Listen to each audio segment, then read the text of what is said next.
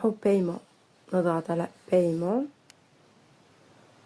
ونشوف واش راح نديرو. كما انا هنا حندير نحمل ولا نشحن 4G موديم 4G. هنا نضغط على الجيري تيليكوم.